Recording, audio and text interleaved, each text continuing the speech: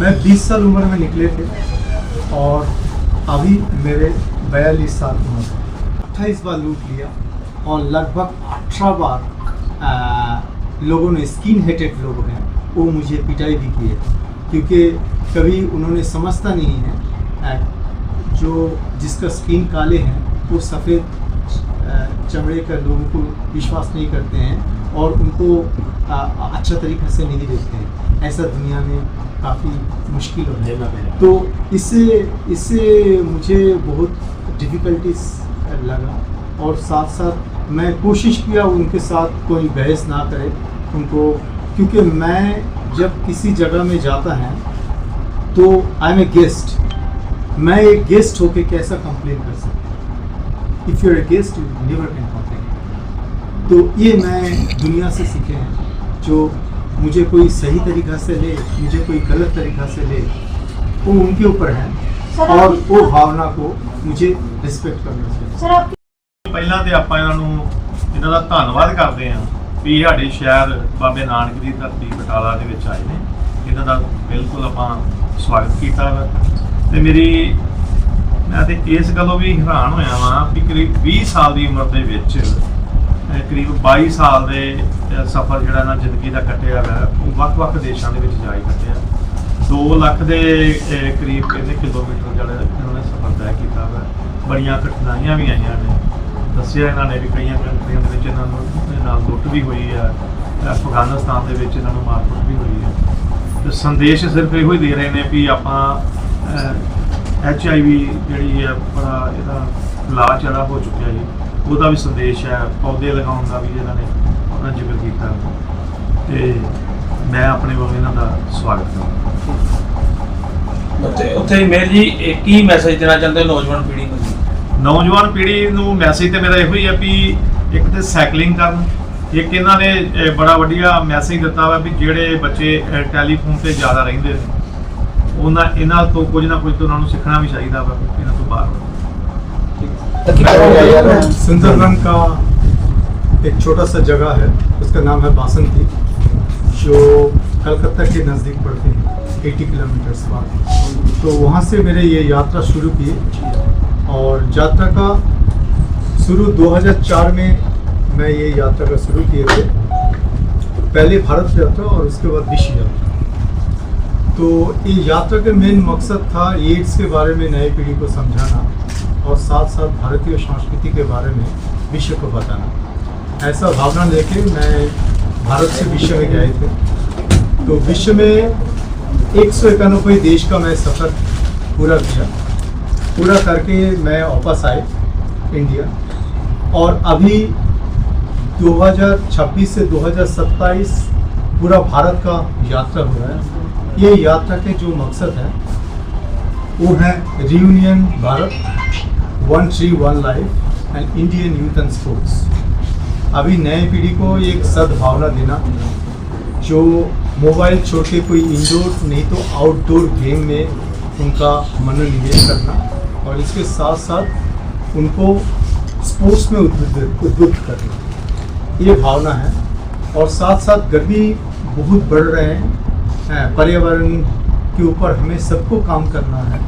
ये जो मकसद है, एक पेड़ एक जीवन। तो मैं कोई महानुभाव व्यक्ति को साथ मिलते हैं तो उनको ये भावना देते हैं, जो 1 महीना में एक पेड़ हमारा लगाने की कोशिश करना चाहिए, जिससे हम पर्यावरण के लिए काम कर सकते हैं और साथ साथ हम हमारा परिवेश को बचा सकते हैं। और रियूनियन भारत, इसका मतलब है जो मैं 22 साल पहले जो भारत दिखा था, अभी 22 साल के बाद जो भारत दिख रहा है, इसके बीच में कितना पार्थक्य है और कितना सिमिलरिटीज़ है, उसको मैं मेरे किताब में इकट्ठा करके रखने की कोशिश कर रहा हूँ और ये भावना लेके मैं भारत सफर कर रहा हूँ। सर, आपकी एज कितनी थी जब शुरू की थी, अब कितनी एज है? मैं 20 साल उम्र में निकले थे और अभी मेरे 42 साल उम्र है। कितनी कंट्री को? मैं 191 देश घूम चुका हूँ। टोटल कितने किलोमीटर हुआ? टोटल 2 लाख किलोमीटर का सफ़र। एक बार आप विश्व को प्रदक्षिण करने के लिए आपको 44,000 किलोमीटर लगते हैं। मैं 50,000 पकड़ के चला।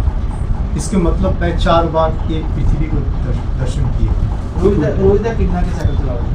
मैं लगभग 60 से 100 इस तरह साइकिल। क्या अनुभव आपको मिला है अलग अलग कंट्रियों में? परंतु हर कॉन्टिनेंट, हर महादेश को मेरे परिणाम था 200 किलोमीटर के ऊपर भी मैं सफ़र किया एक दिन में। आप अलग अलग कंट्री में गए हो, क्या अनुभव मिला थी आपको? मुझे हर कंट्री में अलग अलग अनुभव मिले हैं। जैसा मैं जब यूरोप में गया, वहाँ पे सिस्टम और जो कल्चर डिफरेंस है, उससे मुझे ये मैं ज्ञान मिला। वहाँ पे एक 2 साल या 3 साल उम्र का एक बच्चा को भी पता है जो एक कूड़ा को कूड़ादानी में फेंकना, जिससे उनको परिवेश भावना बहुत कम उम्र से उनको अंदर उपलब्धि होता है, जो उन्होंने इस तरह सिस्टम बना कर चलते हैं। तो मुझे लगता है जो हमें परिवेश को सहयोग देने के लिए हमें साफ सुथरा रखना, सिर्फ खुद को लिए नहीं, हमारा परिवेश को। सबसे ज्यादा मुश्किल आपको कौन से देश में? सबसे ज़्यादा मुश्किल हो तो मुझे अफ़गानिस्तान में हुआ। मुझे तालिबान 24 दिन फाड़ लिया था अफ़गानिस्तान में। 4 दिन बहुत पिटाई की, 9 दिन मैं उनको क्लीनर के काम किए और 11 दिन मैं उनके लिए खाना बनाया। इसके बाद उनको ये एहसास हुआ जो ये इंडिया से आए हैं, इसको बहुत दूर जाना है।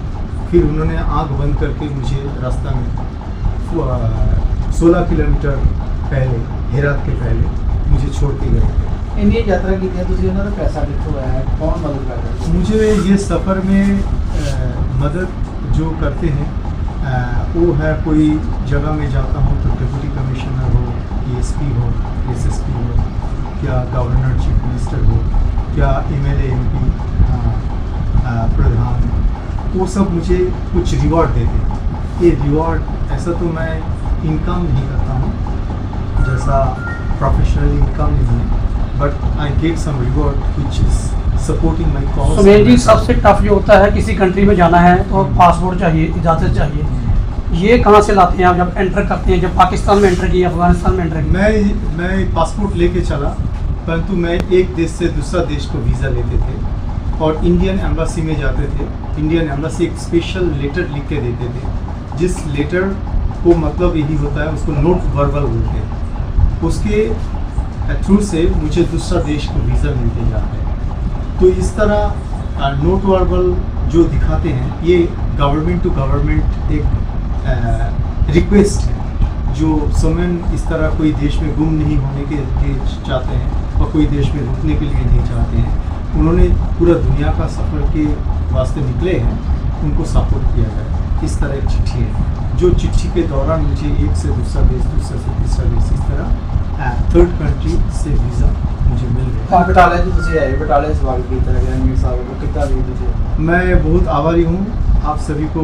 मैं पहले धन्यवाद देना चाहता हूँ।